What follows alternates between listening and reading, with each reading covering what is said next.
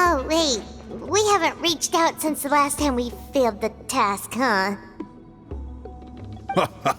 I'm just grateful you haven't forgotten that duty. Actually, we have good news! We found another clue! I'm all ears. It's the Battle of Seven Colors. Huitzilin's claim to fame? That sounds promising. But the battle took place hundreds of years ago. An investigation is bound to be difficult. True, but Granny Eatstily promised to help. Is that so? Huh. I've tried seeking her help in the past, but I never managed to coax her out. You should cherish this opportunity. Hey, don't complain! None of the previous chiefs succeeded either. Forgive me. That wasn't my intention. It was a comment on my own failings. Paimon said you've been trying to figure out how to weave the special scroll. It is my duty, great shaman. Why bother? The scrolls always end up completed on time. So what's the point of figuring it out for yourself? If I may, this task concerns the history of Natlan as a whole. And in many ways, history is the memory of a people. Memory is sacred to our tribe. I'm sure a great shaman understands that better than a humble junior like myself. Something this important cannot be left to baseless rumors. I know you don't concern yourself with the daily affairs of the tribe, Granny Eatstily. Even so, as a priestess, I trust you wouldn't leave something like that to chance. I get your point. Of course, the one time I wish you could read my mind, it doesn't work.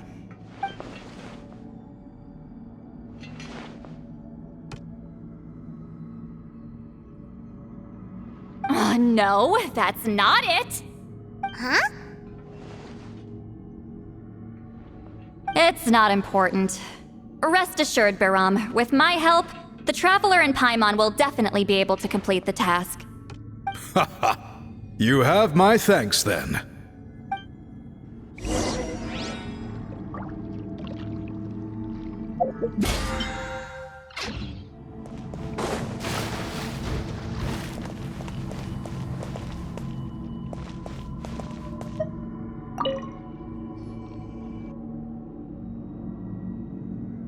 Huh.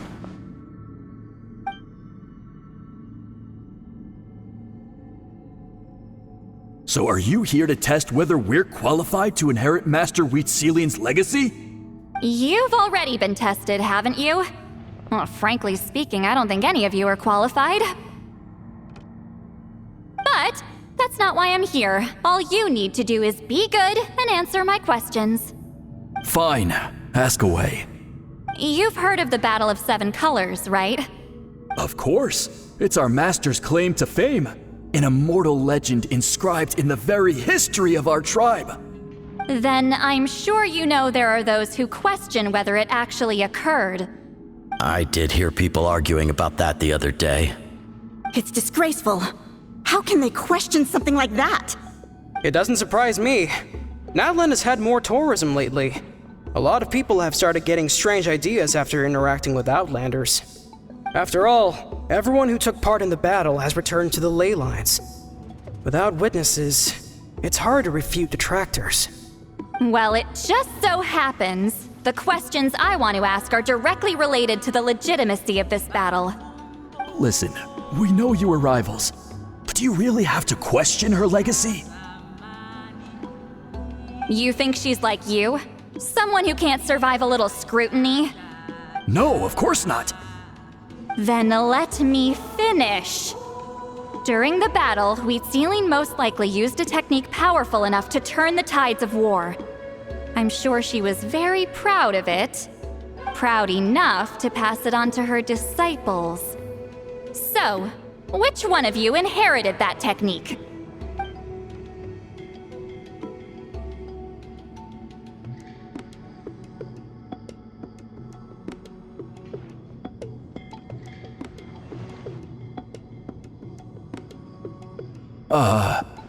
I don't think any of us have heard of it. Listen, I'm not trying to take it for myself, so be honest. With or without it, I can wipe the floor with any of you. Yeah, no objections there. But I'm telling the truth. None of us have ever heard of that technique. Gah, what's wrong with her? Why would she let it go extinct? Master's body of work is massive. No one student could hope to learn all her techniques. Mastering just a few already takes a lot of effort. Master had no choice but to recruit many students, split up what she knew into different portions, and pass it down through various individuals. So even though we see ourselves as representatives of Citlali's school of shamanism, what we know isn't the sum of her legacy. Actually, I know of a shaman family that inherited some of Master's techniques. The family fell on hard times and lost the right to the priesthood. Still could be worth a shot. But if they inherited Citlali's secret technique, shouldn't the family be thriving? Well, it's the only thing I can think of. All right, give me their address. I'll mark it out on your map. To be honest, I'm not optimistic about the future of this investigation. That's because the request came from you. You don't know the power of your own words, do you?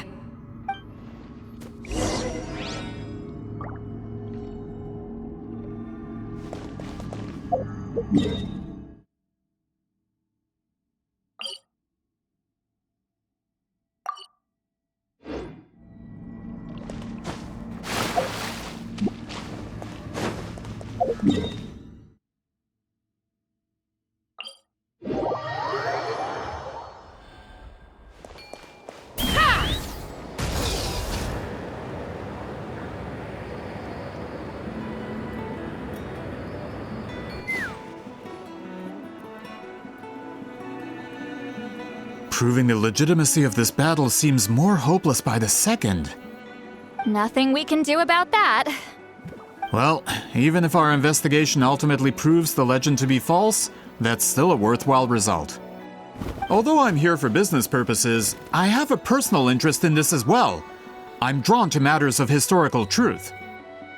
That's exactly why I chose to follow you, Monsieur Montluçon. Listen, I'm just updating you on the situation, not asking for your opinion. I don't really care whether you continue your investigation.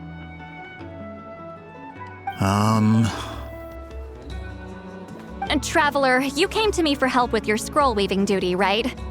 You thought looking into the Battle of Seven Colors could give you answers. That's understandable. But based on our progress, I'd say this is a dead end. Instead of wasting time, you might consider taking a different approach. I'll try to think of another way to help you. Respected Traveler, let's not forget about the compensation I promised. You shall have it in full. Extra, if that's what it takes. What makes you say that? Yeah, based on what you've told us so far, it kinda seems like there's unresolved tension between you two. You think so? She claimed to be your friend, but picked fights with you non-stop, and never told you about her biggest accomplishment. By figuring out the truth behind the battle, maybe we can finally help you get closure. Closure? I'd say we're 200 years too late. But fine, if you want to keep investigating, be my guest. Ah, that's wonderful news. Alright, let's go visit the shaman family!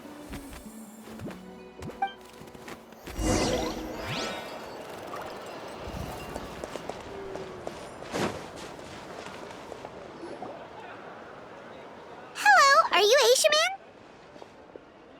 Yep, that's me. Huh? Granny Eastly? Get up! In a crowded market like this, the only person who should be trying to hide is me.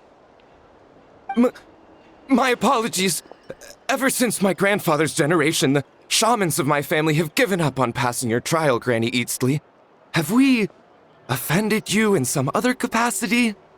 Man, this is generational trauma at this point. Whenever I misbehaved as a kid, Grandpa would tell me about the thrashing he received from Granny Eatsley. I still get nightmares about it sometimes.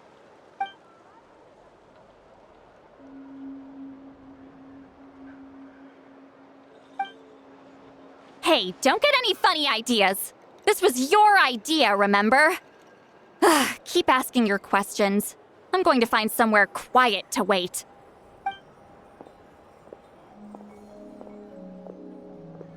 Okay, so your family studied under Citlali, right? Yes, although that pretty much ended with my grandfather's generation, unfortunately. The techniques my family learned from Citlali didn't have much practical use in terms of tribal affairs, so during my grandfather's time, we quit the priesthood. Turns out, shaman techniques aren't that useful outside the priesthood either. So over time, we abandoned them altogether. Of course, it's possible that we were just too foolish to understand the true power of those teachings. After all, Citlali was a genius. None of her students have been able to fully reproduce her talent. Do you know which techniques were passed on to your family? I'm not sure. As a kid, I remember hearing my grandfather talk about them, but it's not like I can use them myself. Just think about it for a sec. Do you remember anything about a technique that can decide the outcome of a battle? Decide the outcome of a battle? No, I don't remember anything like that. Besides, my family wasn't really known for our talent. If a technique like that exists, I doubt Citlali would pass it on to us. You might have better luck asking one of the priests. They're descendants of Citlali's most gifted students. Well, looks like we're back where we started. Still no definitive evidence the Battle of Seven Colors took place. Alier, do you think we have enough to draw a conclusion? All we have are non-witness accounts. We could put together an interview, but that's not going to hold up in academic circles. Then we have to keep going. Oh, you're investigating the Battle of Seven Colors? Yeah, you know about it?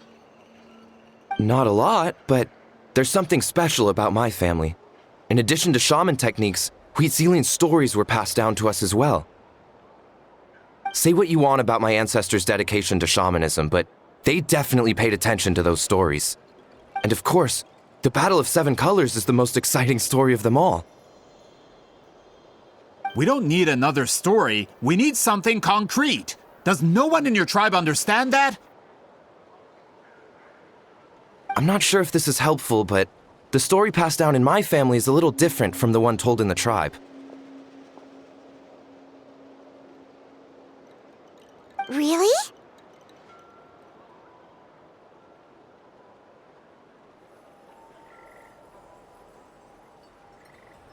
Well, it's Citlali's personal account of the events, so it's a lot more detailed.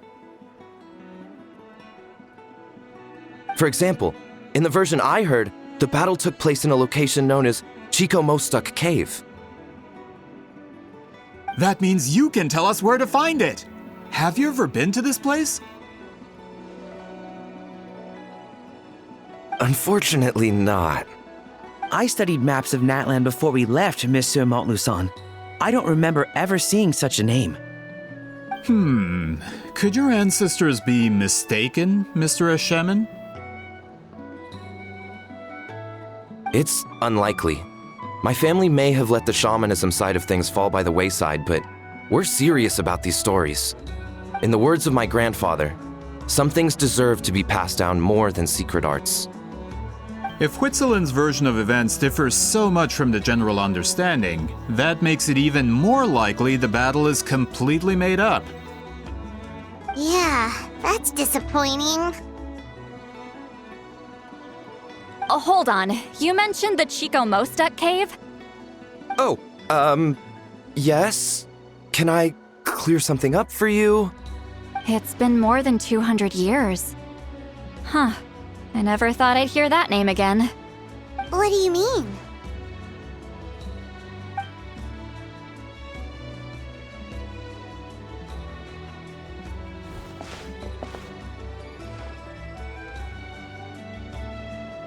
That location is now known as the Valley of Fog.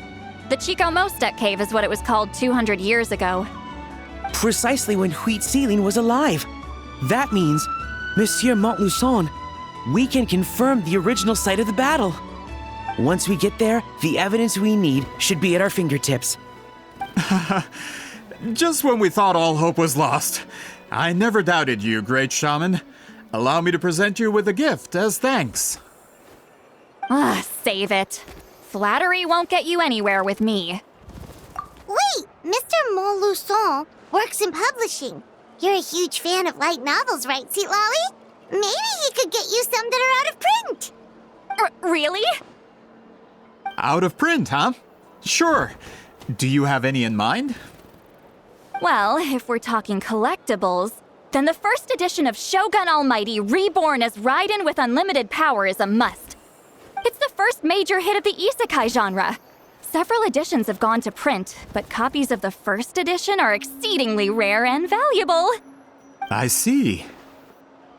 There's also its sister work, Pretty Please Kitsune Guji. It was Yae Publishing House's attempt at gauging the new market trends.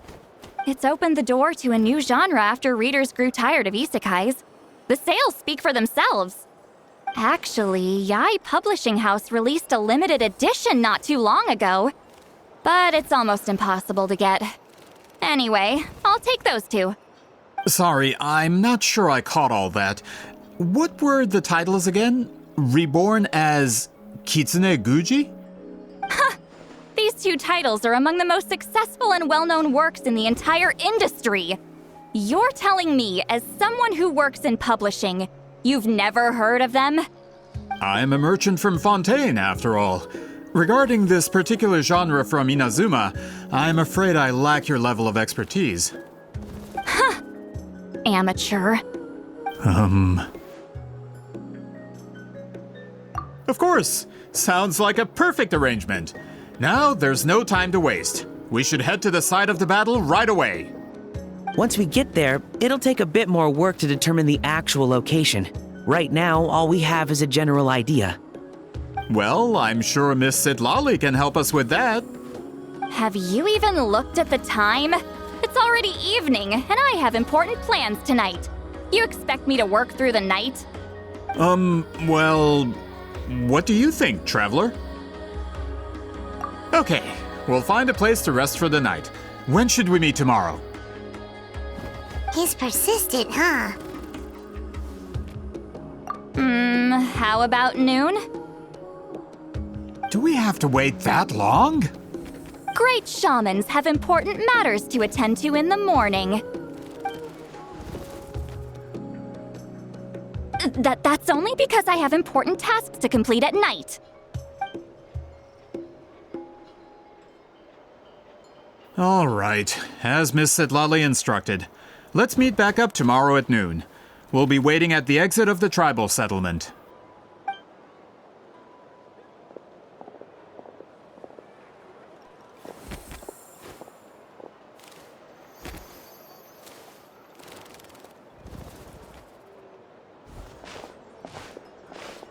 Sorry, I just wanted to ask, is Granny Eatsley satisfied with my answer? Yeah, of course. You really helped us out. Oh, good. I'm glad I didn't offend her somehow. You're really that scared of her? To be honest, Granny Eatsley almost never interacts with ordinary tribespeople like us. Everything we know about her comes from rumors. She's a powerful shaman who's lived for over 200 years. As a great hero, you're probably the only one who isn't intimidated by her.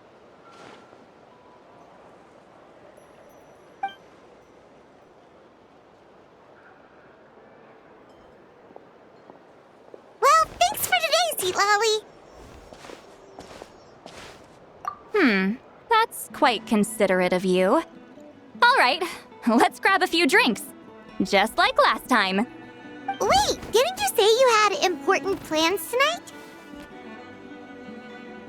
What did you think I meant? Does that mean you've gone drinking every night for the past 200 years? Now No, I've had enough socializing for one day.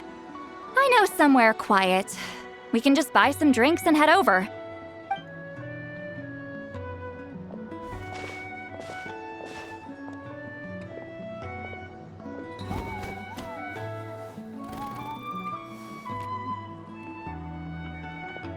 Which will also give us a chance to solve the mind reading issue.